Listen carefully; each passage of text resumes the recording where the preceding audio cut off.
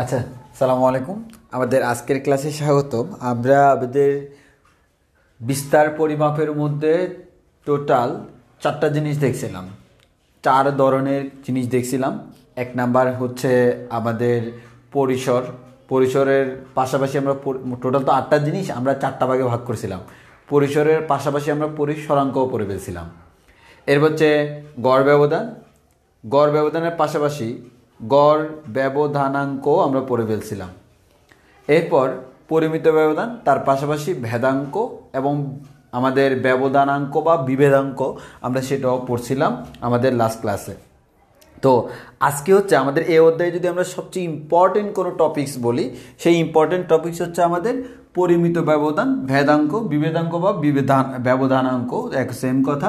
তো আমাদের এই 3টা টপিকস হচ্ছে সবচেয়ে বেশি ইম্পর্টেন্ট এই অধ্যায়ের জন্য, এবং আমাদের 3টার প্রসিডিউর সেম। অর্থাৎ যেমন এটা বের করতে পারলে আমাদের এটাকে স্কোয়ার করলে এটা বের হয়ে যায়, অথবা এটা বের করতে পারলে এটাকে রুট করলে এটা বের হয়ে যায়। আবার আমরা যদি পরিমিত ব্যবধান বের করি, তাকে আমরা অ্যাভারেজ দ্বারা, গড় দ্বারা ভাগ করে আমরা পার্সেন্টেজে কনভার্ট করলে আমরা সেখান থেকে বিভেদাঙ্ক বা ব্যবধানাঙ্ক পেয়ে যাচ্ছি। তাহলে আমাদের মেইন কথা হচ্ছে আমাদের সেম জিনিস, একই জিনিস আমরা বারবার করতেছি। তো এই টপিক্সটা হচ্ছে এ অধ্যায়ের সবচেয়ে ইম্পর্টেন্ট কনসেপ্ট, এবং চোখ বন্ধ করে বলে দেওয়া যায় যদি আমাদের এ অধ্যায় থেকে প্রশ্ন আসে। যদি আসে বলতে মানে কি, প্রত্যেকবারই আসে একটা সৃজনশীলের মধ্যে, একটা খ বা গ এর মধ্যে, সেটা আমরা চোখ বন্ধ করে বলতে পারি এখান থেকে আসবে। যে আমাদের মানে ম্যাক্সিমাম টাইম 95% কেস এখান থেকে আসে, অন্যান্য ক্ষেত্রে বাইরে থেকে আসে। তো আমাদের আজকের ক্লাসে হচ্ছে আমাদের পরিমিত ব্যবধান, ভেদাঙ্ক এবং বিভেদাঙ্ক নিয়ে আরও আদার্স যে প্রশ্নগুলো হইতে পারে সেটা আমরা আলোচনা করব, এবং সংক্ষিপ্ত পদ্ধতিটা একটু দেখাই দিব। আর এরপরে আগামী ক্লাসে হচ্ছে আমরা বাকিটা নিয়ে আলোচনা করব।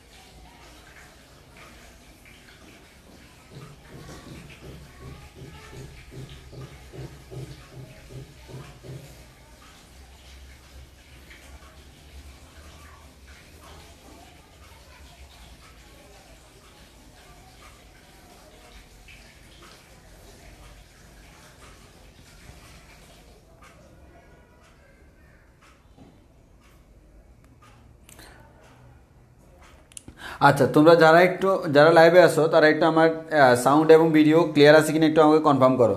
সাউন্ড ভিডিও ক্লিয়ার আছে কিনা একটু কনফার্ম করো, দেন আমরা সামনের দিকে আগাই। সাউন্ড ভিডিও ক্লিয়ার থাকলে আমরা সামনের দিকে আগাই, একটু আমাকে কনফার্ম করো। আমাকে একটু কনফার্ম করো যে আমার সাউন্ড এবং ভিডিও ক্লিয়ার আছে কিনা।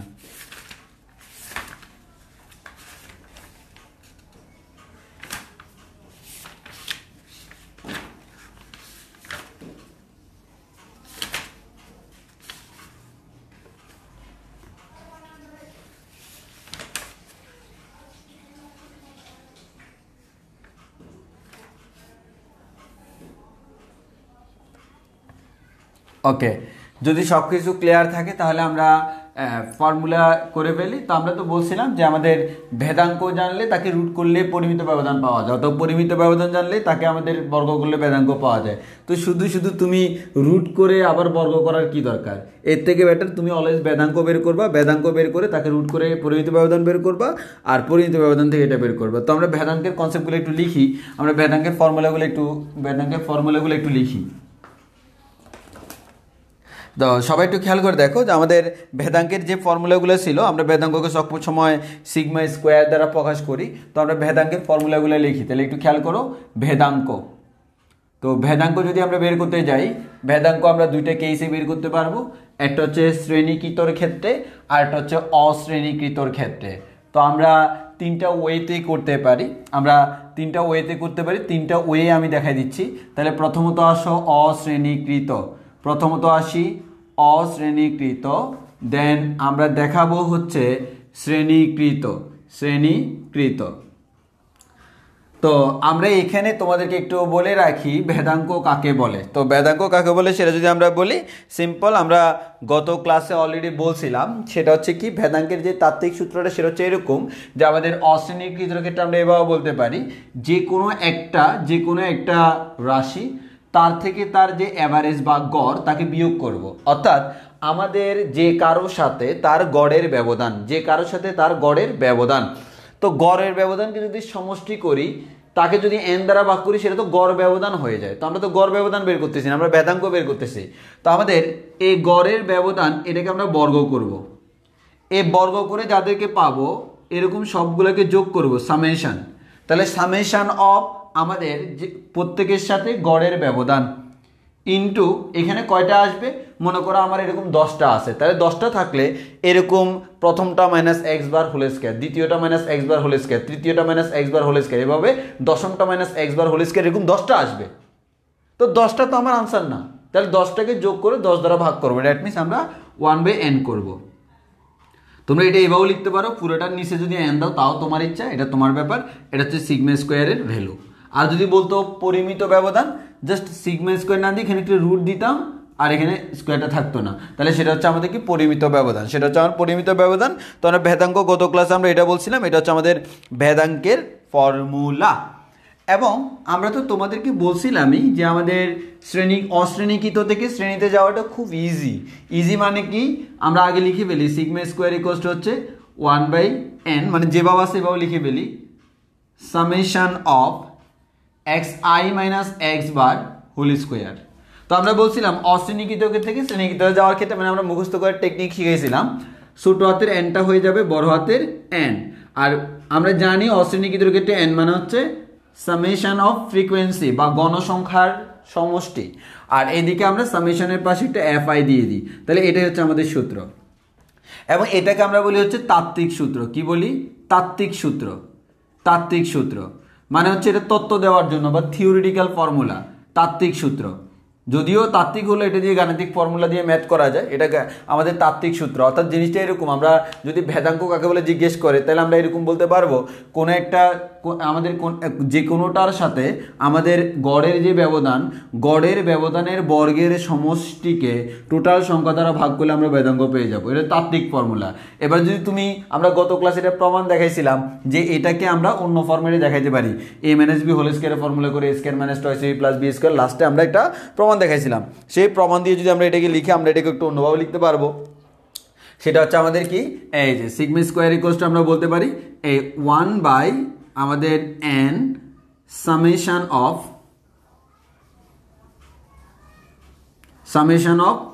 xi square minus x bar whole square. আমরা এই ফর্মুলাটা গঠন দেখছিলাম, অর্থাৎ এটাকে চাইলে আমরা এভাবে লিখতে পারবো, এবং সেই জিনিসটা আমরা লিখলাম। এই সব কিছু ক্লিয়ার আছে কিনা একটু আমাকে জানাও তো, সব কিছু ক্লিয়ার আছে কিনা একটু জানাও, সব কিছু ক্লিয়ার আছে কিনা আমাকে একটু জানাও। ওকে, আমরা এভাবে লিখতে পারি। আবার ঠিক সেম জিনিসটাকে চাইলে এভাবে লেখা যায়, সিগমা স্কোয়ার ইকুয়ালস হচ্ছে 1/n summation of xi square minus x bar, মানে কি এক্স বার মানে হচ্ছে আমরা জানি summation of xi divided by n। তো তাহলে তুমি এভাবেও লিখতে পারো, এভাবে হোল স্কয়ার দেওয়া যায়, কোনো সমস্যা নাই।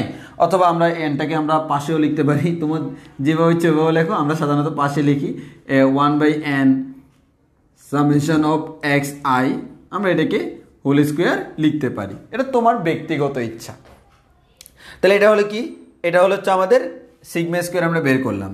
তো আমরা বলছিলাম, তো তোমাকে অলরেডি বলছিলামই ভাইয়া, এখান থেকে এখানে গেলে এটাকে আমরা বলি, এটাকে আমরা যেরকম তাত্ত্বিক সূত্র বলতাম, আর এটাকে আমরা বলি হচ্ছে গণনার সূত্র। সেকেন্ডটাকে আমরা বলি গণনার সূত্র মানে হচ্ছে গাণিতিকভাবে আমরা এটাকে ইমপ্লিমেন্ট করি। অর্থাৎ আমরা চাইলে এটা দিয়ে না করে ম্যাথ এটা দিয়ে করতে পারি, এবং আমরা ম্যাক্সিমাম কেস আমরা বলি হচ্ছে এটা দিয়ে ম্যাথ করাটা ইজি এবং এটা দিয়ে ম্যাথ করলে সুবিধা। ওকে, এবার আসো আমরা এখানে যদি আমরা আসি, এবার যদি আমরা এখানে আসি তাহলে একটু খেয়াল করে দেখো, আমরা আগে এটা লিখে ফেললে সিগমা স্কোয়ার ইকুয়ালস টু হচ্ছে 1/n summation of summation of x i square minus x bar whole square, অথবা আমরা সিগমা স্কোয়ার ইকুয়াল টু লিখতে পারি 1/n summation of x i square minus 1/n summation of x i whole square লিখা যায়। Summation of x i whole square লিখা যায়, একটু জায়গা রাখি। এবার আমরা যখন শ্রেণীকৃতের ক্ষেত্রে করবো আমরা বলছিলাম ছোট হাতের এনটা বড় হাতের এন হয়ে যাবে, সামেশনের পাশে একটা এফ আই আসবে, বা আমাদের ছোট হাতের এনটা বড় হাতের এন হয়ে যাবে, সামেশনের পাশে একটা এফ আই আসবে, ছোট হাতের এনটা বড় হাতের এন হয়ে যাবে, সামেশনের পাশে একটা এফ আই আসবে। সেটা আমরা সবাই খুব ভালো করেই জানি, summation of F i x i divided by n, এটা হচ্ছে আমাদের শ্রেণীকৃতের ক্ষেত্রে ফর্মুলা। ওকে, এবার আসো ভাইয়া, তাহলে এতটুকু আমাদের ক্লিয়ার হয়ে গেল, এতটুকু আমাদের ক্লিয়ার হয়ে গেল। এতটুকু যদি আমাদের ক্লিয়ার হয়ে যায়, এতটুকু যদি আমাদের ক্লিয়ার হয়ে যায়, এবার আমরা আরেকটা সূত্র শিখবো। আরেকটা সূত্র শিখবো, এটা হচ্ছে হুবহু এটা, হুবহু এটা। তো তোমাকে যে কাজটা করতে হয়, তোমাকে জাস্ট একটু এক্সট্রা করে কাজ করতে হয়। তো এক্সট্রা করে যে কাজটা সেটা আমরা একটু বলি, সেটা হচ্ছে কি, তোমরা এটা দিয়ে না করে, মানে জিনিসটা হচ্ছে আমরা তোমাকে বলছিলাম যে আমাদের এই ফর্মুলা হচ্ছে তাত্ত্বিক সূত্র, সাধারণত আমরা ম্যাথ করার ক্ষেত্রে ইউজ করি না, ম্যাথ করার ক্ষেত্রে আমরা ব্যবহার করি হচ্ছে এটা, এটা দিয়ে ম্যাথ করাটা মোস্ট ইজি। হ্যাঁ, এটা দিয়ে ম্যাথ করলে ক্যালকুলেশন ইজি হয়, তাড়াতাড়ি মিলে যায়। তো এটাও না করে অনেক সময় দেখা যায় আমাদের এই সকল ক্ষেত্রে ম্যাথ করার ক্ষেত্রে, তুমি দেখো তোমার ফিগারগুলো যদি বড় বড় ফিগার হয়, দেখবে এখানে খুব বড় বড় রাশি চলে আসছে, বড় বড় রাশি চলে আসছে। এত বড় রাশি দিয়ে ক্যালকুলেশন করলে ভুল হওয়ার সম্ভাবনা খুব বেশি থাকে, ওই কারণে আমরা একটা সংক্ষিপ্ত সূত্র করি। সংক্ষিপ্ত বলতে আসলে এটাকে সংক্ষিপ্ত বলা মানে হচ্ছে এই নয় যে এটা ছোট, উল্টে এটা আরও বড়, কিন্তু সংক্ষিপ্ত বলার কারণ একটা, এটা দিয়ে ম্যাথ করলে ভুল হওয়ার সম্ভাবনা কম। কেন সম্ভাবনা কম? কারণ এখানে ক্যালকুলেশনগুলো ছোট হয়ে যায়, মানে এখানে যেরকম বড় বড় সংখ্যা আসতো, এই প্রসেসে করলে বড় বড় সংখ্যা আসবে না। কেন? প্রসেসটা এমনভাবে ইমপ্লিমেন্ট করা হয়েছে যাতে করে বড় জিনিসগুলোকে ছোটোতে কনভার্ট করে ফেলা যায়, ওই জন্য আমরা এই কনসেপ্টটা পড়বো। তো এই কনসেপ্টটা পড়তে হলে তোমাকে নতুন করে আমাকে দুইটা জিনিস জানতে হবে, একটা হচ্ছে আমাদের একটা এ জানতে হবে। তো আমরা একটু খেয়াল করি, আমাদের নতুন করে কয়েকটা জিনিস জানতে হবে, সেই জিনিসগুলো আগে আমরা জেনে নিই। তো নতুন করে যে জিনিসটা জানতে হবে সেটা হচ্ছে, প্রথমে হচ্ছে একটা আমরা এ ধরে নিব, একে আমরা বলি হচ্ছে অনুমিত গড়, অনুমিত গড়। তো আসি আমরা ভাই এ ধরার নিয়মটা কি, যে আমরা এ যে ধরবো, এ কাকে ধরবো এবং কিভাবে ধরবো। তো আমাদের এটাকে আমরা দুই পাশে লিখে দিই, এ মানে হচ্ছে আমাদের অনুমিত গড়, তোমরা নোট করার সময় সুন্দর করে করতে পারবা। এ মানে হচ্ছে আমাদের অনুমিত গড়। তো অনুমিত গড় যে আমরা বলতেছি, সিম্পল কথা হচ্ছে অনুমিত গড় হচ্ছে তোমার যে এক্স গুলো দেওয়া থাকে, যেমন আমাদের এখানে অশ্রেণীকৃতের ক্ষেত্রে যেগুলো দেওয়া থাকে তাকে আমরা এক্স বলি। সাধারণত অশ্রেণীকৃতের ক্ষেত্রে আমরা করিও না খুব একটা এটা, কারণ উদয় এটা করতে যে টাইম লাগে এই টাইমের ভিতরে এটা করে ফেলা যায়। তো আমরা শ্রেণীকৃতের ক্ষেত্রে ম্যাক্সিমাম ক্ষেত্রে এটা করি। তাও আমি বলে দিচ্ছি, অশ্রেণীকৃতের ক্ষেত্রে যেগুলো দেওয়া আছে মানে এক্সের ভ্যালুগুলা, ওই এক্সের যতটা ভ্যালু আছে তার মধ্যে সবচেয়ে মাঝখানের ভ্যালুটা। তবে হ্যাঁ, এক্ষেত্রে কথা আছে, এক্ষেত্রে কথা হচ্ছে তাদেরকে সিরিয়ালি থাকতে হবে, কথা হচ্ছে তাদেরকে কী থাকতে হবে, সিরিয়ালি। যেমন এক্সের ভ্যালু 10টা দেওয়া আছে, এই 10টার মধ্যে কোনোটা বড় কোনোটা ছোটো, এটি স্বাভাবিক। তো এখন আমার কথা হচ্ছে তোমাকে সবগুলোকে সিরিয়ালি বসাইতে হবে। কীভাবে বসাইতে হবে? সিরিয়ালি। তো তোমার সবগুলোকে সিরিয়ালি বসানোর পর, সবগুলোকে তুমি সিরিয়ালি বসানোর পর তাদের মাঝখানে যেটা পাবা, তাদের একেবারে মাঝখানে যেটা পাবা, ভালো করে খেয়াল করো, সিরিয়ালি বসানোর পর তাদের মাঝখানে যেটা পাবা, ওই মাঝখানের ওইটাকে আমরা বলি এ, এটাকে বলি অনুমিত গড়। অনুমিত গড় মানে হচ্ছে এটাকে অ্যাভারেজ, আমরা গড় বা অ্যাভারেজ অনুমান করে নিছি। কি করে নিছি? অনুমান করে নিছি। মানে যতগুলো আমাদের এক্সআই আছে, মনে করো 3 আছে, 5 আছে, 6 আছে, 8 আছে, 9 আছে, 10 আছে, তাহলে 1 2 3 4 5 6, মনে করো এখানে 11 আছে, তাহলে এখানে কয়টা আছে? 1 2 3 4 5 6 7, 7টার মধ্যে আমাদের এই মাঝখানে 8, এটাকে আমরা বলতেছি এটা হচ্ছে এ এর মান, অনুমিত গড়। এটা অনুমিত গড় মানে হচ্ছে এই সংখ্যাগুলো কি সাজানো, তোমার দেখো যদি সিরিয়ালি না থাকে সিরিয়ালি সাজাইতে হবে। সিরিয়ালি সাজানোর পর মাঝখানে যেটা আছে সেটাই হচ্ছে আমাদের এ, মাঝখানে যেটা আছে সেটা হচ্ছে আমার কি এ। এটা আমার কিন্তু অ্যাকচুয়াল গড় না, এটা হচ্ছে অনুমিত গড়, মানে হচ্ছে তুমি অনুমান করে নিছো। কি করে নিছো? অনুমান করে নিছো। এবার আসো, অর্থাৎ তুমি দেখো না, সিম্পল হচ্ছে আমি যদি বলি এদের গড় তুমি কীভাবে করবা, বা এই সবগুলোকে যোগ করে, যেহেতু 7টা 7 দ্বারা ভাগ করব, 7 দ্বারা ভাগ করলে যেটা পাবো সেটা না আমার গড়। কিন্তু আমি তো এখানে সেই কাজটা করি না, আমি আন্দাজ একটাকে ধরে নিছি। আন্দাজে ধরবো? আমি তো জানি কোনো সংখ্যাগুলোকে সিরিয়ালি সাজালে মোটামুটি মাঝামাঝি যেটা থাকে সেটা আমার গড় হইতে পারে, ওই কারণে মাঝামাঝি যেটা থাকে তাকে আমরা গড় ধরে নিই। এটাকে আমরা গড় ধরে নিই, আমরা অনুমান করে নিছি এটাই আমার গড়, আর এটাকে গড় ধরে আমার ক্যালকুলেশন করলে মিলে যাবে। এখন তোমার প্রশ্ন হইতে পারে ভাইয়া যদি আমার এটা এরকম না হইয়া যদি এরকম হয় ভাইয়া এখানে তো 7টা আছে, ওই জন্য আপনি মাঝখানটা নিয়েছেন, যে 8টা থাকে এই যে বা 6টা থাকে, যেমন 3, 5, 6, 8, 9, 10। ভাই আমার যদি এরকম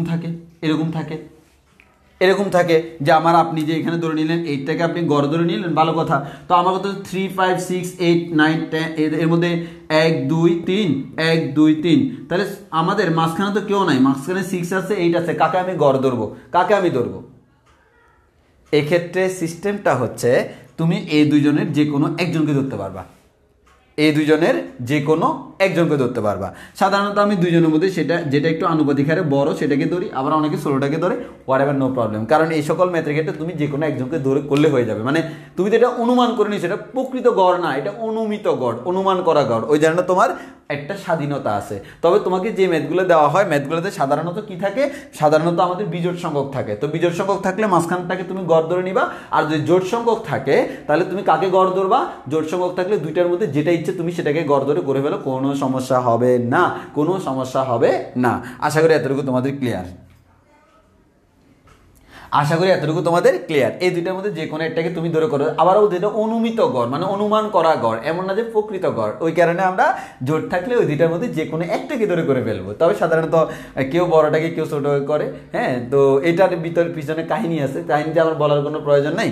মানে সিম্পল কথা হচ্ছে তুমি এই 6টা সংখ্যাকে গড় করো না, এই 6টা সংখ্যাকে গড় করলে ভাই 10 আর 9 হচ্ছে 19, হ্যাঁ, আর 19 আর 8 হচ্ছে কত 27, 27 আর 6 কত 27 আর 6 হচ্ছে 33 আর 5 হচ্ছে 38, 38 আর 3 কত 41।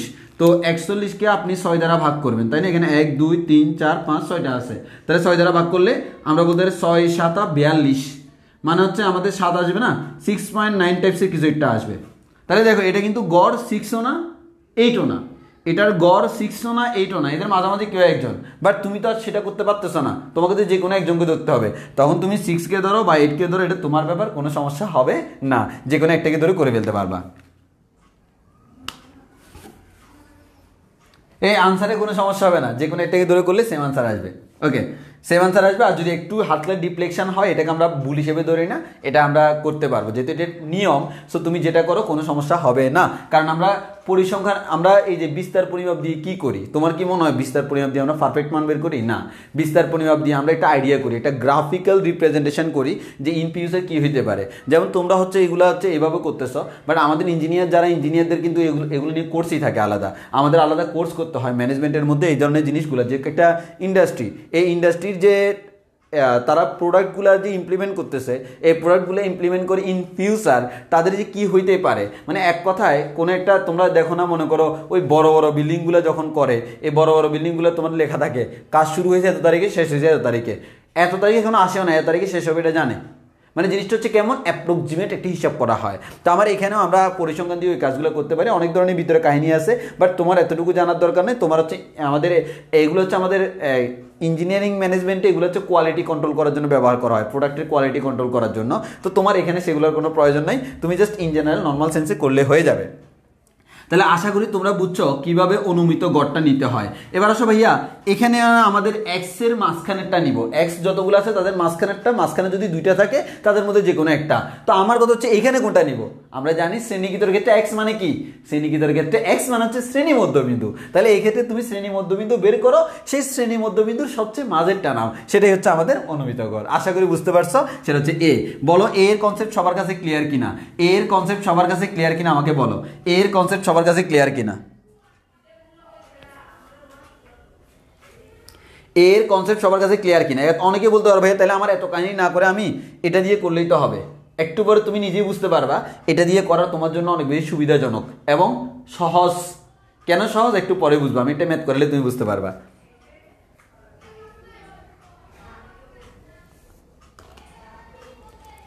ওকে, এই অনুমিত গড় নিয়ে অনেকের একটু প্রবলেম হয়। আসো এবার আসি আমরা এখানে, আগে তুমি যেসব জায়গায়, এবার একটু তোমাকে নিয়ম শিখিয়ে দিই। আগে যে সকল জায়গায় যাকে তুমি এক্স নামে চিন্তা, দেখো এক্স নামে যখন তুমি চিন্তা তখন গড় ছিল একটা, এই এক্স বারটা ছিল গড়। এখন তুমি গড়টাকে অনুমান করে নিছো, এখন আর তুমি এটাকে আমাদের আর আগের মতো এক্স আই বলতে পারবা না। এবার এই এক্স আইটার নতুন নাম হবে ডি আই। এক্স আই এর নতুন নাম কি? D I. মানে সবগুলো এক্সকে আমি ডি দ্বারা রিপ্রেজেন্ট করব। কি দ্বারা? ডি দ্বারা। D for difference, D for difference. এখন কার সাথে ডিফারেন্স? ভাইয়া এই ডিটা হচ্ছে আমাদের এই যে গড়, দেখো না তুমি এখানে যেরকম গড় ব্যবধান করতে না, হ্যাঁ আমাদের গড়ের সাথে ডিফারেন্স, এখানে আমাদের অনুমিত গড় যেটা তার সাথে এক্স এর যে ডিফারেন্স মানে হচ্ছে কি এক্স আই মাইনাস এ, এই জিনিসটাকে আমরা বলি ডিআই। তাহলে ডিআই মানে কি? X i minus a.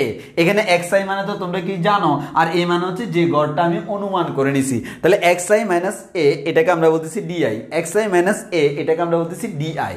আর এখানে যদি তুমি করতে যাও ডিআই সমান হচ্ছে x i minus a divided by c. এই সি মানে হচ্ছে ক্লাস সাইজ, সি মানে হচ্ছে ক্লাস সাইজ, মানে বুঝতে পারতেছো শ্রেণী ব্যক্তি। ওই যে আমরা বলি শ্রেণী ব্যবধান বা শ্রেণী ব্যক্তি, ওই শ্রেণী ব্যক্তিটাকে আমরা বলি সি বা ক্লাস। মানে এর ব্যবধান কতটুকু, আমার কি 10-10 করে, না 20-20 করে, না 50-50 করে, না 100-100 করে, এই ব্যবধান বা শ্রেণী ব্যক্তি এটাকে আমরা বলি ক্লাস সাইজ সি, এটাকে বলি ক্লাস। তাহলে আমাদের যখন তোমার অশ্রেণীকৃত তখন তো কোনো ক্লাস নাই না, আর যখন শ্রেণীকৃত তখন একটা ক্লাস আছে। তো শ্রেণীকৃতর ক্ষেত্রে যদি ক্লাস থাকে তুমি এক্স আই মাইনাস এ কে সেই ক্লাস দ্বারা ভাগ করলে ডিআইটা পাবা। তাহলে আমরা শিখলাম, আমরা নতুন করে দুইটা জিনিস শিখলাম। একটা হচ্ছে ভাইয়া একটা গড় অনুমান করে নিব, এই অনুমিত গড়টা ফর্মুলার মধ্যে কোনো কাজে লাগবে না, এই অনুমান করা গড়টা কাজে লাগবে শুধুমাত্র ডিআই বের করার জন্য। এই ডিআইটা এই সূত্রে কার জায়গায় বসবে? জাস্ট এক্স এর জায়গায় ডিআই বসে দিলে হয়ে যাবে, এক্স এর জায়গায় ডিআই বসে দিলে হয়ে যাবে। অশ্রেণীকৃতের ক্ষেত্রে ডিআই বের করার নিয়ম হচ্ছে এক্স আই মাইনাস এ, আর শ্রেণীকৃতের ক্ষেত্রে ডিআই বের করার নিয়ম হচ্ছে x i minus a divide by c, x i minus a divide by c. C মানে হচ্ছে ক্লাস সাইজ বা শ্রেণী ব্যক্তিটা। আশা করি তোমরা বুঝতে পারছো সবাই, আশা করি বুঝতে পারছো। ওকে, নিচের লেখাটা একটু কম দেখা যাচ্ছে না? আচ্ছা আমি একটু নিচে নামাই দিই।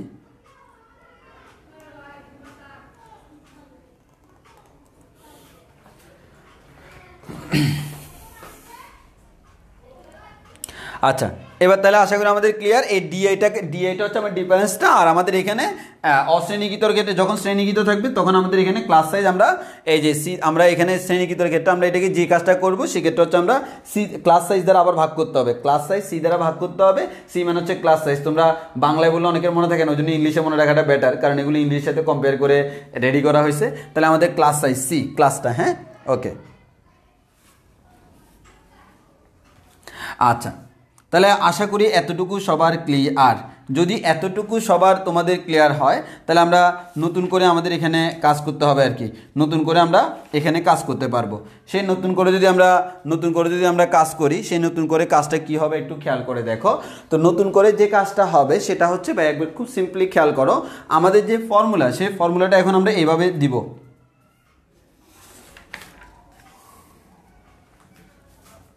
এই ইভান সাইড বলতেছে এন দ্বারা ভাগ করলে কি হইতো? তুমি এন দ্বারা কেন ভাগ করবা? তোমার এখানে যে আমরা এখন যে সংক্ষিপ্ত পদ্ধতি বের করতেছি, এই সংক্ষিপ্ত পদ্ধতি ডি বের করার নিয়ম হচ্ছে এটা, তোমাকে এই নিয়মে বের করতে হবে। তুমি এন দ্বারা কেন ভাগ করবা? তোমাকে এখানে বলা হয়েছে এন মানে হচ্ছে টোটাল সংখ্যা, এটা তো এন মানে টোটাল সংখ্যা না, এন মানে হচ্ছে টোটাল সংখ্যা। এখানে তো সি মানে হচ্ছে আমাদের শ্রেণী ব্যক্তি, দুইটা আলাদা জিনিস। তো আমার ডি বের করার নিয়ম হচ্ছে এটা, এই নিয়মে করতে হবে। এই নিয়মে করলে আনসারটা আমার ডাইরেক্ট মুখস্থ আছে, সেটা আমি একটু পরে দেখাবো কীভাবে মুখস্থ আছে। আচ্ছা এবার আসো, এবার তাহলে আমরা তোমাদেরকে ফর্মুলা দেখাই দিই। সেটা হচ্ছে কি একবারে সিম্পল জিনিস, সেটা হচ্ছে আমাদের ভাই আমরা সিগমা স্কোয়ার বের করবো। তো দেখো সিগমা স্কোয়ার ইকুয়াল টু হচ্ছে 1/n summation of x i এর জায়গায় দিব হচ্ছে d i square minus 1/n x i এর জায়গায় দিব হচ্ছে সামেশন অফ ডিআই স্কোয়ার। শেষ, তোমার আনসার বের হয়ে যাবে হুবহু সেম। এবার তুমি এই ফর্মুলা ইমপ্লিমেন্ট করো, এই ফর্মুলা ইমপ্লিমেন্ট করলে তুমি তোমার আনসারটা পেয়ে যাবা। তাহলে তুমি এই ফর্মুলা ইমপ্লিমেন্ট করলে তোমার আনসারটা পেয়ে যাবা। সিগমা স্কোয়ার ইকুয়াল টু হচ্ছে 1/n summation of d i square minus 1/n summation of d i whole square. Calculation করলে আনসার পেয়ে যাবা।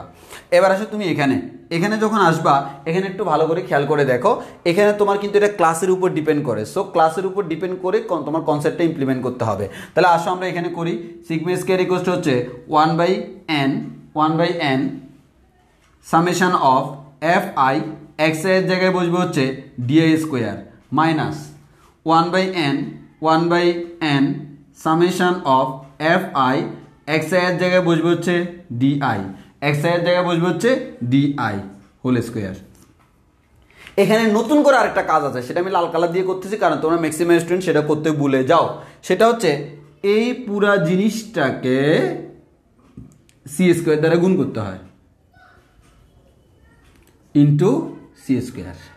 এখানে তো কোনো ক্লাস নাই, ওই জন্য গুণ করে নেই, বাট এখানে ক্লাস আছে, তোমাকে ক্লাসের সাইজের স্কোয়ার দ্বারা গুণ করতে হবে, ক্লাস সাইজের স্কোয়ার দ্বারা গুণ করতে হবে। তো যেহেতু এখানে সিগমা স্কোয়ার, ওই জন্য স্কোয়ার দ্বারা গুণ করতে হয়। আর পরিমিত ব্যবধানের ক্ষেত্রে যেহেতু আমাদের ওইটা সিগমা, সেক্ষেত্রে তোমাকে সি দ্বারা গুণ করতে হয়। একটু পরে দেখবো, এটা তো আমরা বেদাঙ্ক বের করতেছি, এখন পরিমিত ব্যবধানের সূত্র তোমাদেরকে দেখাই দিব। আগে বলো আমাদের এতটুকু ক্লিয়ার কিনা, তাহলে আমরা জাস্ট সিম্পল কথা হচ্ছে, এখন থেকে আমি তোমাদেরকে বলবো, পরীক্ষায় যখন তোমাদের পরিমিত ব্যবধান আসবে না, তোমাদের ইন্টারমিডিয়েট পরীক্ষা আসলো, যে কোনো পরীক্ষা আসলো, তোমরা সবসময় এটা দিয়ে করবা। কোনটা দিয়ে করবা? এটা দিয়ে করবা। এটা দিয়ে করাটা হচ্ছে মোস্ট ইজি। এগুলো দিয়ে করা যায়, তবে এটা দিয়ে করলে ক্যালকুলেশনটা যথেষ্ট ছোট হয়। আমি একটু পর দেখাই দিব, গড় একটু বাড়বে, কয়েকটা গড় বেড়ে যাবে, কিন্তু কথা হচ্ছে ক্যালকুলেশন একেবারে ছোট হয়ে যায়, তোমাদের ক্যালকুলেশন করা ইজি, সবচেয়ে ইজি ওয়ে হচ্ছে এটা। ওই কারণে আমরা এটা দিয়ে করবো, আমরা সবসময় এটা দিয়ে করবো। Sigma square equals to 1/n summation of DA square minus 1/n summation of DA whole square. আর এখানে হচ্ছে sigma square equals to 1/n FI DA square minus 1/n summation of FI DA whole square into class size square C square. C square কিন্তু এটার সাথে না, পুরাটার সাথে, একবারে পুরাটাকে C square দ্বারা গুণ করবো, তাহলে আমরা সিগমা স্কোয়ার বা ভেদাঙ্কটা পেয়ে যাবো। বলো এতটুকু আমাদের ক্লিয়ার কিনা? আর এখানে ডিআই মানে হচ্ছে এই ডিআইটা এভাবে বের করতে x i minus a divide by c, এবং আমাদের ডিএ বের করার নিয়ম হচ্ছে এটা, এবং এ মানে হচ্ছে এখানে অনুমিত গড়, আর এক্স আই মানে হচ্ছে এখানে কোনটা শ্রেণী মধ্যবিন্দু, আর এখানে এক্স আই মানে হচ্ছে যেগুলো দেওয়া আছে, আর এখানে এক্স আই এর যে মাঝখানেরটা সেটা হচ্ছে এ, আর এখানে শ্রেণী মধ্যবিন্দু এক্স আই, সেটা মাঝখানেরটা হচ্ছে এ, অনুমিত গড়। আশা করি এতটুকু তোমাদের ক্লিয়ার। এটা হচ্ছে ওভারঅল কথাটা। এবার আসো, ওভারঅল কথাটা যদি ক্লিয়ার হয়, তাহলে আমরা আরেকটু নিচের দিকে আরেকটু সামনের দিকে আগাইলে কি হবে ভাই? এবার আমরা ভেদাঙ্ক পড়বো না, এবার আমরা পড়বো কি? এবার আমরা পড়বো হচ্ছে ভাইয়া পরিমিত ব্যবধান। এবার আমরা পড়বো কি ভাইয়া? এবার আমরা পড়বো হচ্ছে পরিমিত ব্যবধানকে আমরা এই যে স্ট্যান্ডার্ড ডেভিয়েশন বা পরিমিত বিচ্যুতি এসডি দ্বারা প্রকাশ করা হয়, অথবা সিগমা দ্বারা প্রকাশ করা হয়। সাধারণত আমরা সিগমা দ্বারা প্রকাশ করি। তো একবারে সিম্পল হিসাব হচ্ছে কি ভাইয়া? এই যে সিগমা দেওয়া মানে কি? এটাকে রুট করে দিবা, তো এটাকে রুট করে দিলে সিগমা হয়ে গেল, এই পুরাটাকে রুট করে দিতে হবে। এটাকে রুট করে দিলে সিগমা হয়ে গেল, এই পুরোটাকে রুট করে দিতে হবে। দেখো এই যে বের হয়ে গেছে পরিমিত ব্যবধানের সূত্র এটা। এরপর হচ্ছে এটাকে রুট করে দিলে এই যে এটা হয়ে যাবে, এটা হচ্ছে সূত্র। এটাকে রুট করে দিলে এই যে এটা হয়ে যাবে, এটা হচ্ছে সূত্র। ভাই এখান থেকে রুট করে দিলে সিগমা, আর এদিকে রুট করে দিলে রুট আসবে। এখানে রুট করে দিলে সিগমা, এদিকে রুট করে দিলে রুট আসবে, শেষ। এখানেও সেম, এখানে রুট করে দিলে সিগমা, এদিকে রুট করে দিলে এটা আসবে, আর এখানে রুট করে দিলে সিগমা, এদিকে রুট করে দিলে, এদিকে রুট করতে একটু ঝামেলা আছে, সিগমা স্কোয়ার ইকুয়ালস টু জায়গা কম, ওই জন্য। হ্যাঁ, এবার হচ্ছে পুরো জিনিসটাকে রুট করে দেবো। এখন তো সিগমা থাকবে, সিগমা স্কোয়ার থাকবে না। সিগমা হচ্ছে পরিমিত ব্যবধান, এই যে পুরাটাকে রুট করব। এবার দেখো এই পুরাটাকে রুট করলে, এই সি স্কোয়ারকে রুট করলে কি হয়ে যায়? সি হয়ে যায় না? ওই কারণে দেখো আমরা যে কাজটা করি, এতটুকু পর্যন্ত দিয়ে এটা তাড়াই দিই, শেষ। সি মানে রুটের বাইরে যদি তুমি সিটাকে রাখো তাহলে তো সি, আর রুটের ভিতরে রাখলে তো সি স্কোয়ার। মানে আমরা এক্সট্রা ক্যালকুলেশন কেন করব? তো আমরা আগে এটা করে ফেলি, দেন সি দ্বারা গুণ করে দিই। আর আমাদের যদি রুটটা না দিতাম, সেক্ষেত্রে তো আমাদের সি স্কোয়ার দ্বারা গুণ করতাম। এখানে এটা সি কেন হয়েছে বুঝছো তো? রুট করে দিলে সি স্কোয়ারটা সি হয়ে যায়। ওকে, যেহেতু সবার ক্লিয়ার, এবার আমরা একটা ম্যাথ করি। আমরা একটা ম্যাথ করি যেটা হচ্ছে বরিশাল বোর্ড 2016 সালে আসছিল তোমাদের বইয়ের ম্যাথ। আমি একটু করে দিই। আমি উদাহরণে ম্যাথ করাইতে পছন্দ করি, কারণ হচ্ছে এখানে ম্যাথগুলো করে দেওয়া থাকে, আমার ক্যালকুলেশন করার কোনো প্রয়োজন হয় না। তো ওই কারণে আমি একটু এটা বই থেকে দেখে করব। তোমরা বাসায় ক্যালকুলেটার ইউজ করবা, আমি তো ক্যালকুলেটার ইউজ করার দরকার নেই, কারণ আমার সামনে যে বইটা আছে সেটাই ক্যালকুলেটার। পরীক্ষার হলে তো আর এই বইটা পাবা না, আর প্রশ্ন কমন আসবে না। আমার জন্য তো পড়ানোর জন্য কমন জিনিস, তোমার জন্য তো কমন না। এবার আসো, এটা করাইলে তোমাদের কনসেপ্টটি ক্লিয়ার হয়ে যাবে। এটা হচ্ছে বরিশাল বোর্ড 2016 সালের প্রশ্ন, বরিশাল বোর্ড 2016। তো এখানে তোমার শ্রেণীব্যাপ্তি দেওয়া আছে। শ্রেণীব্যাপ্তি আমরা যদি বক্সটা দেখি, এই যে এরকম এখানে শ্রেণী ব্যক্তি দেওয়া আছে আর গঠন সংখ্যা দেওয়া আছে, গঠন সংখ্যা দেওয়া আছে। সো শ্রেণী ব্যক্তিটা হচ্ছে আমাদের 31 থেকে 40, 41 থেকে 50, এবার 100 পর্যন্ত যাবো, 51 থেকে 60, তারপর হচ্ছে 61 থেকে 70, 71 থেকে 80, 81 থেকে 90, 91 থেকে 100, শেষ। আর এদিকে যদি আমরা বসাই, এদিকে এখানে দেওয়া আছে গণসংখ্যা 4, 9, 12, 20, 15, 7, 3। তাহলে গঠন সংখ্যা মানে তো বুঝো, গঠন সংখ্যা যে কথা, আমাদের গণসংখ্যা সেম কথা, ফ্রিকোয়েন্সি। তো আমাকে কি করতে হবে বুঝতেই পারতেছো, আমাকে যে কাজটা করতে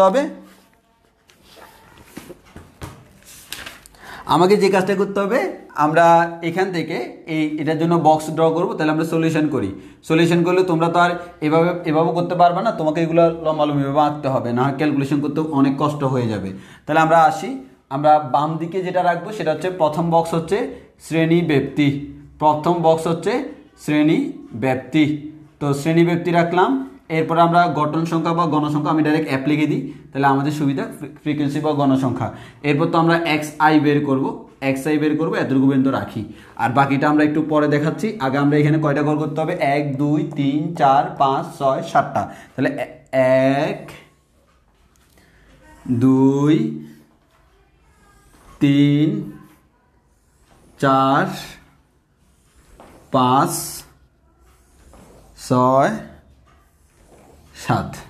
তোমরা আবার পরীক্ষায় ফ্রি হ্যান্ডে ড্র করা শুরু করিও না, পরীক্ষায় ফ্রি হ্যান্ডে ড্র করে আবার উল্টে বাঁশ টাস খাবা, তোমাদের স্ট্রেট লাইনটা আর স্ট্রেট হবে না, এটা আমি খুব ভালো করে জানি। তাহলে আসো, আর তাও স্ট্রেট হলেও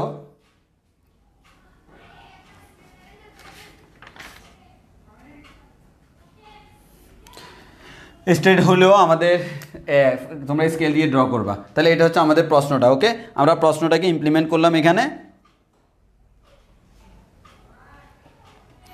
আচ্ছা, এবার আসো তাহলে আমরা এটা সলভ করি, আমাদের এটা আমরা সলভ করে ফেলি, ঠিক আছে। আমরা এটা যদি সলভ করি তাহলে একটু ভালো করে খেয়াল করে দেখো আমরা কিভাবে সলভ করতেছি। আমাদের আগে শ্রেণীবৃত্তিগুলো লিখে ফেলি, বা 31 থেকে 40, 41 থেকে 50, 51 থেকে 60, 61 থেকে 70, আর হচ্ছে 71 থেকে 80, 81 থেকে 90, 91 থেকে 100। আর গণসংখ্যা 3 7 15 20 12 9 4, শেষ। এবার হচ্ছে xi মানে বুঝতে পারতেছো, xi মানে হচ্ছে আমাদের শ্রেণী মধ্যবিন্দু। তো শ্রেণী মধ্যবিন্দু বের করা গতদিন শিখেছিলাম যে আমাদের যে কাজটা করতে হবে, 40 আর 31কে যোগ করে 2 দ্বারা ভাগ করবা। 40 আর 31কে যোগ করলে 71, 71কে 2 দ্বারা ভাগ করলে কত হয়, আমাদের 35.5 মনে হয়, হ্যাঁ 35.5। এটা 35.5 হলে বাকিগুলো মুখস্থ। এখানে হবে 45.5, এখানে 55.5, এখানে 65.5, এখানে 75.5, এখানে কত 85.5, এখানে 95.5। এর মধ্যে সবচেয়ে মাঝের যেটা আছে এই 65.5, এটাই হচ্ছে আমাদের অনুমিত গড় এ। অর্থাৎ আমরা এর মান জেনে গেলাম 65.5, এর মানে সবচেয়ে মাঝের যেটা তাকে আমরা ধরে নিব, সবচেয়ে মাঝের যেটা সেটাকে ধরে নিব। এবার একজনে আমাকে বলছে ভাইয়া এটা 3টা মেথডে দেখান, এত তেল আমার নাই 3টা মেথডে দেখানোর। তবে আমি তোমাদেরকে বলে রাখি, তুমি 3টা মেথডে করতে পারো, কোনো সমস্যা নেই। তবে আমাকে যদি জিজ্ঞেস করো ভাইয়া পরীক্ষায় তো আমরা 3টা করবো না, পরীক্ষায় একটা করবো, কোনটা করবো, আমি বলবো পরীক্ষা সবসময় এটা করবা। এটা করলে হচ্ছে সবসময় ঝুঁকিমুক্ত, ওই জন্য আমি এই প্রসেসে করাচ্ছি, অন্য প্রসেসে আমি করাই নাই। আর পরীক্ষায় শিওর থাকো যে এটা থেকে একটা আসবে, মানে এই প্রসেসটা পরীক্ষা আসেই আসে। তাহলে আমরা অনুমিত গড় এর মান অলরেডি বের করে ফেলছি। তো তুমি এর মান যখন বের করে ফেলছো, তাহলে তুমি এখন শ্রেণী মধ্যবিন্দু বের করলা, তুমি ফ্রিকোয়েন্সিও জানো, এর মান বের করে ফেলছো। তো এর মান বের করলে আমরা জানি ডিআই বের করা যায়। এখানে যে ফর্মুলাটা, এখানে যদি আমরা ফর্মুলাটা লিখি, তোমাকে এখানে বের করতে বলছে কি, আমি একটু প্রশ্নটাতে বলি, প্রশ্নে তোমাকে বের করতে বলছে এখানে পরিমিত ব্যবধান আর বেদাঙ্ক বের করতে বলছে। কি বের করতে বলছে, পরিমিত ব্যবধান আর বেদাঙ্ক। তাহলে আমরা বলতে পারি সিগমা ইকুয়ালস হচ্ছে রুট ওভার আমাদের যেহেতু এটা এটা যেহেতু শ্রেণীকৃত, তাহলে আমরা বলতে পারি হচ্ছে 1/n summation of fi di square minus summation of minus 1/n summation of fi di whole square, শেষ। এটা আমাকে করতে হয়, তাই না? এটা হচ্ছে আমাদের গড় বের করার নিয়ম, অর্থাৎ আমাদের এই ক্ষেত্রে গড় বের করতে এটা দিয়ে এই প্রসেসে তুমি গড়ও বের করতে পারো। যদি গড় বের করতে বলে এই যে গড় বের করে ফেলছে 1/n summation of FI/DI whole square. এবার হচ্ছে তোমাকে into c, class size c দিতে হবে। এবার বলো এখানে দেখি তোমরা কমেন্টে বলো তো এখানে ক্লাস সাইজ কত, শ্রেণী ব্যক্তি এখানে কত 31 থেকে 40, এখানে ক্লাস সাইজ কত একটু আমাকে বলো তো। 31 থেকে 40, এখানে 31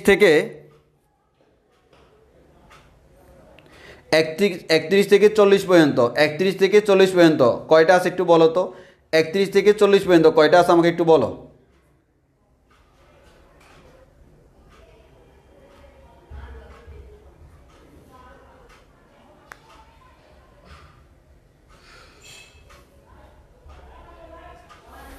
হ্যাঁ, এখানে ক্লাস সাইজ হচ্ছে আমাদের 10।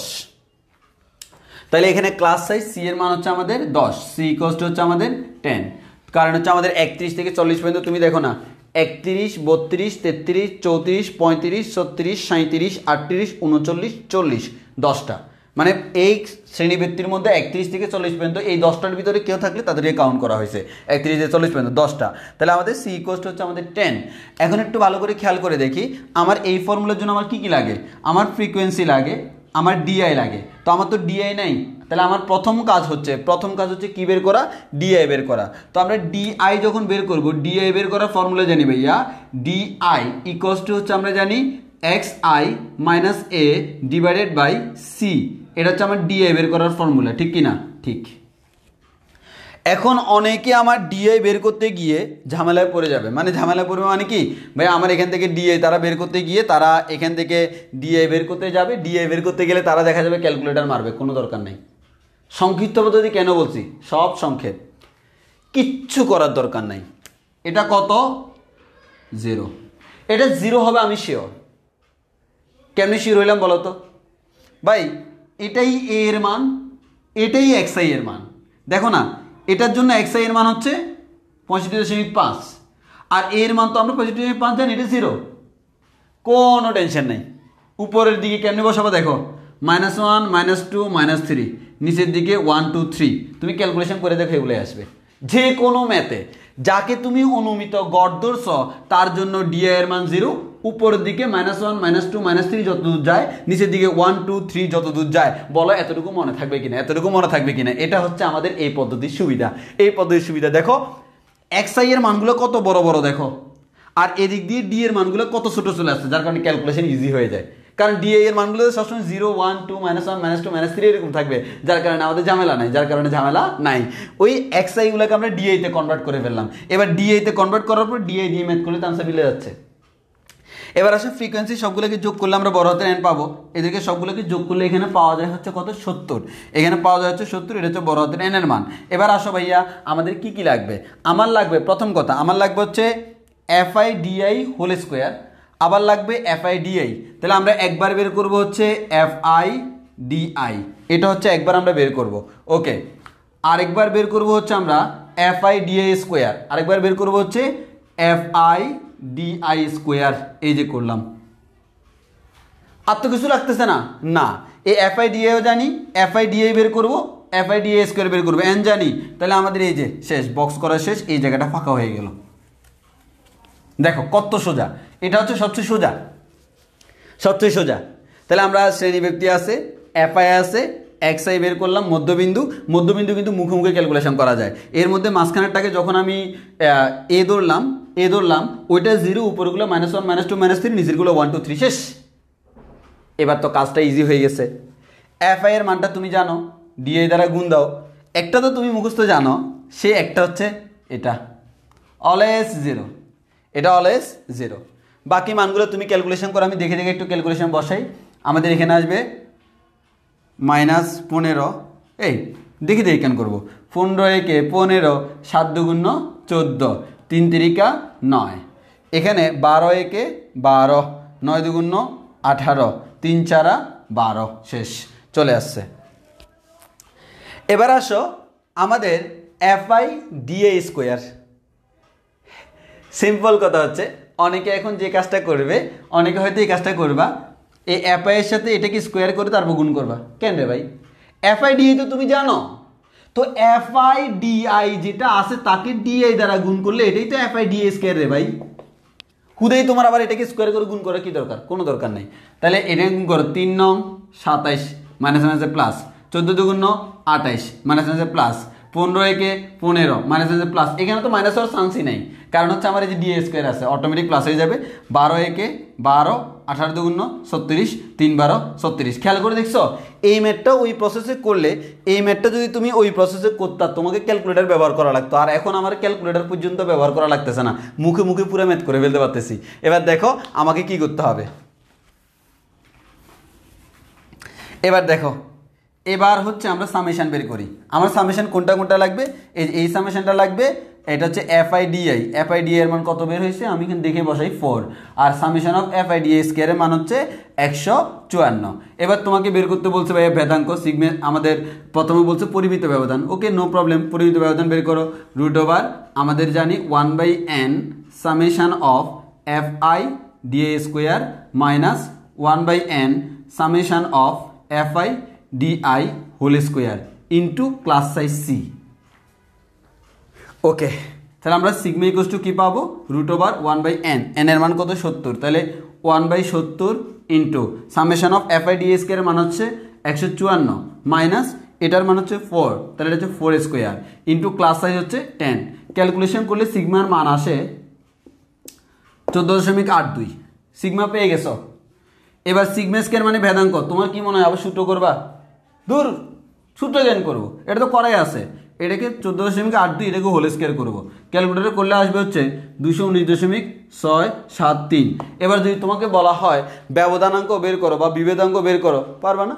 বের করা যাবে কিভাবে, সিম্পল, আমাদের এটাকে অ্যাভারেজ দ্বারা বা গড় দ্বারা ভাগ করবো। গড় প্রত্যেকে বের করবা, এই যে ভাই এখানে তো গড় এভাবে বের করা যায়, সামেশন অফ আমাদের এই যে এখানে যেহেতু এটা হচ্ছে সংক্ষিপ্ত পদ্ধতি, এই সংক্ষিপ্ত পদ্ধতি গড় বের করার একটা ফর্মুলা আছে না, ওই যে আমাদের এ প্লাস আমাদের যে সূত্রটা আছে ওই সূত্র দিয়ে আমরা গড় বের করার আমাদের আলাদা একটা ফর্মুলা আছে সংক্ষিপ্ত পদ্ধতিতে, সেটা হচ্ছে আমাদের এই পদ্ধতি যদি গড় বের করতে হয়, এই পদ্ধতি যেহেতু করবা, কখনো যদি ব্যবধানাঙ্ক বলে গড় বের করতে হবে, গড় বের করার ফর্মুলা কি, A plus summation of F I DI divide by N into class size C.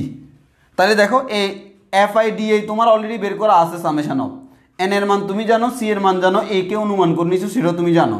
শেষ, ক্যালকুলেশন করলে আনসার খালাস, তো শেষ বের হয়ে গেছে। তো তোমার কোনো টেনশন নেই, তোমার কোনো টেনশন নেই। এটা হচ্ছে ব্যবধানাঙ্ক বললে করবা, না হয় করবা না। আগের বারের কনসেপ্টে তোমার কিন্তু বলুক আর না বলুক এক্স বার বের করা লাগতো, এখানে করা লাগতেছে না।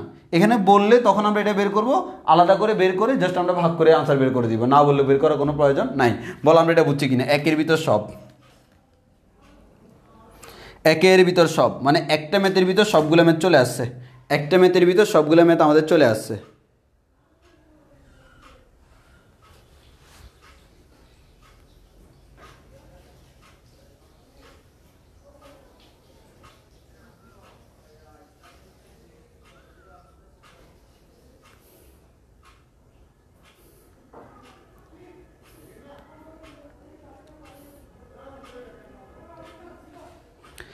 এটা সবাই বুঝছো কি না?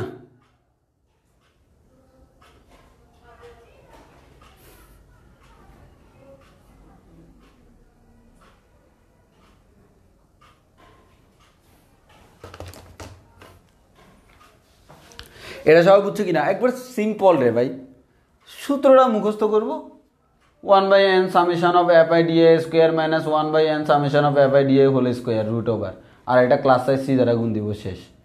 এখানে কি করবো, শ্রেণীবৃত্তি দেওয়া আছে, এফ আই দেওয়াই আছে রে ভাই, এদের মধ্যবিন্দু এক্স তুমি বের করবা, মাঝখানেরটাকে তুমি এ ধরলে এখান থেকে তুমি ডিএ বের করবা, ডিএ এর জন্য জাস্ট ফর্মুলাটা এখানে লিখবা, কোনো ক্যালকুলেশন তোমার করা লাগবে না। এটাকে শূন্য ধরো, -1 -2 -3 -4 বসাও, 1 2 3 4 বসাও, এবার জাস্ট গুণ করো, গুণ করলে হয়ে যাবে। কি আর গুণ আরো সোজা, এফ আই দিয়ে ডিএ কে গুণ করবা, বসাই দিলা, যেটা পাইছো তাকে দিয়ে ডিএ কে আবার গুণ করো, বসাই দিলা, ওমা এবার যোগ করলে আনসার মিলে যাচ্ছে, কি সুন্দর নিয়ম। আর তুমি বলো যে কঠিন, বলে হ্যাঁ ও তুরু মিয়া কেমনে কঠিন এটা।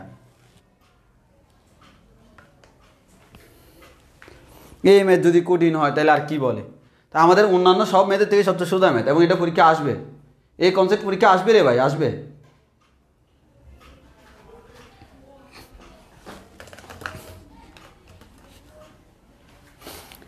আচ্ছা আসো তাহলে আমরা এটা শেষ করে দিলাম। আমাদের এই প্রসেসে আমরা সবগুলো করব এবং এটাই হচ্ছে আমাদের এই চ্যাপ্টার। তুমি এমন হবে যে তুমি যে কোনো পরীক্ষায় গিয়ে আজকের ক্লাসটাই পাবা, মানে অন্যান্য ক্লাসগুলো হচ্ছে শুধু শো, আজকের ক্লাস থেকেই সবচেয়ে বেশি আসে।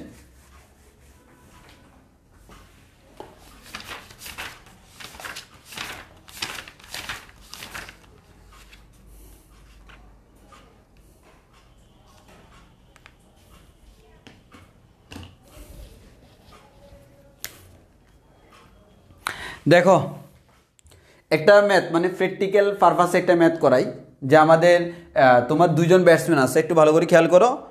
দুইজন ব্যাটসম্যান আমাদের ব্যাটসম্যান দুইজন, একটা ম্যাথ দেখো তোমাদের বইতে আছে এই ম্যাথ।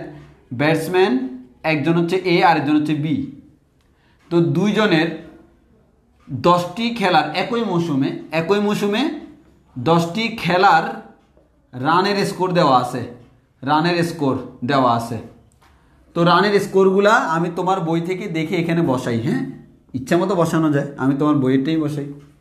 এটা হচ্ছে এ এর জন্য, এটা হচ্ছে বি এর জন্য। এই রানের স্কোরগুলো হচ্ছে তারা যে রান করলো 57, 16, দেখি না কেন, 57, 16, 27, 39, 53, 56, 61, 80, 101, 105। আর বি এর স্কোরটা হচ্ছে 95, 90, 83, 78, 57, 43, 41, 21, 16, 04। তো তোমাদেরকে এখানে বললো দুইজনের মধ্যে কার স্কোর বেশি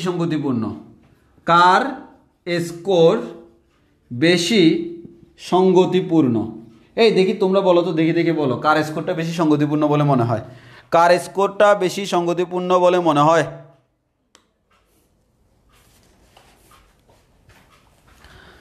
আচ্ছা, আমরাই বলে দিই, শুধু টাইম নষ্ট না করি। সেটা হচ্ছে ভাইয়া, তুমি ডিরেক্টলি বলতে পারবে না, তুমি স্কোর দেখে ডাইরেক্ট বলে দিতে পারবে না কারটা বেশি সঙ্গতিপূর্ণ জিনিসটা মানে বোঝা যাচ্ছে কার সিকোয়েন্সিয়াল কনসেপ্টটা ভালো। দেখা যায় একজন ব্যাটসম্যান একদিন 300 রান করছে, আরেকদিন 50 রান করছে, আরেকদিন 20 রান করছে, এটা তো সঙ্গতিপূর্ণ না। আরেকজন একদিন 100 করলো, পরের দিন 120 করলো, পরের দিন 95 করলো, তারটা বেশি সঙ্গতিপূর্ণ। মানে এক কথায় অ্যাভারেজে যে একটা অ্যাভারেজ লেভেলে থাকে, যার একটা অ্যাভারেজ লেভেল সবসময় বিদ্যমান থাকে, সে হচ্ছে ভালো। আর যারটা হচ্ছে না, সে একদিন উড়ে ফেলছে আরেকদিন শুয়ে গেছে, এরকম হবে না। আসলে জিনিসটা হচ্ছে আমরা এটা পারফেক্টলি বোঝার জন্য যার হেল্প নিতে হবে তার নাম হচ্ছে সিগমা, মানে হচ্ছে আমাদের পরিমিত ব্যবধান। এই কনসেপ্টটা সঙ্গতিপূর্ণ কারটা বেশি, তার জন্য করতে হবে কি, সিগমা বের করতে হবে, আমাদের পরিমিত ব্যবধান। তো আমরা বলবো সিগমা যার কম তার স্কোর বেশি সঙ্গতিপূর্ণ। সিগমা যার কম তার স্কোর বেশি সঙ্গতিপূর্ণ। সিগমা যার কম তার স্কোর বেশি সঙ্গতিপূর্ণ। তাহলে যার সিগমা কম তার স্কোরটা আপেক্ষিকভাবে বেশি সঙ্গতিপূর্ণ। যার সিগমা কম তার স্কোরটা আপেক্ষিকভাবে বেশি সঙ্গতিপূর্ণ। এটা একটু তোমাকে বুঝে নিতে হবে। তাহলে আমাদের কি বের করবো? আমরা জাস্ট সিগমাটা বের করবো। সিগমা বের করার পর তুমি বলবা এদের মধ্যে কার স্কোরটা বেশি সঙ্গতিপূর্ণ। যার সিগমা যার কম, সিগমাটা আমরা যত জিনিস বের করতেছি সবগুলো কিন্তু গড়ের সাথে তার ব্যবধানটা বের করতেছে, মানে গড়ের সাথে তার মোটামুটি একটা ডিফ্লেকশনটা কী পরিমাণ সেটা নির্ণয় করতেছে। তো এক্ষেত্রে যার ডিফ্লেকশন কম, মানে অ্যাভারেজের কাছাকাছি যে অলওয়েজ আছে, সে বেশি ভালো। তাহলে আমাদের এখানে তার জন্য সিগমাটা কী হইতে হবে? কম হইতে হবে। সিগমা যার কম তার স্কোরটা বেশি সঙ্গতিপূর্ণ। এটা একটু মাথায় রাখবা। তো আমাদের আজকের ক্লাস এতটুকু পর্যন্তই। আমরা এটা পড়াতে চাইছিলাম। এরপর হচ্ছে আমাদের আর নেক্সট 2টা ক্লাস লাগবে। একটা হচ্ছে আমাদের এই জিনিসগুলোর অ্যাপ্লিকেশনটা, অর্থাৎ পরিমিত ব্যবধান আর ভেদাঙ্ক। আজকে যা করেছি এই ধরনের ম্যাথ সবচেয়ে বেশি আসে, কিন্তু আরও কিছু ম্যাথ আছে, ম্যাথ যেহেতু আছে সিলেবাসে আমাদের কভার করতে হবে, সেগুলো করব। আর আরেকটা ক্লাস লাগবে হচ্ছে আমাদের চতুর্থক ব্যবধানের জন্য, চতুর্থক ব্যবধানের জন্য পুরো একটা ক্লাস লাগবে। তো আমাদের আগামী 2টা ক্লাস করে আমরা ইনশাল্লাহ আমাদের এই অধ্যায়টা শেষ করব। তো সবাই ভালো থেকো, সুস্থ থেকো, আল্লাহ হাফেজ, আসসালামু আলাইকুম।